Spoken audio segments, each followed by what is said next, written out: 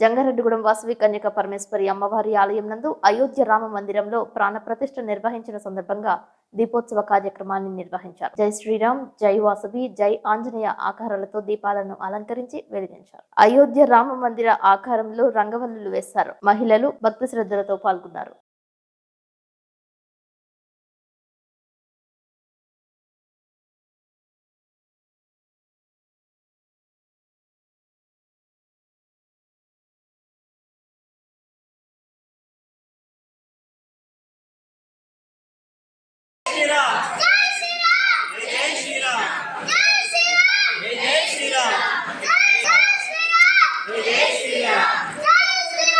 Jai Sriram.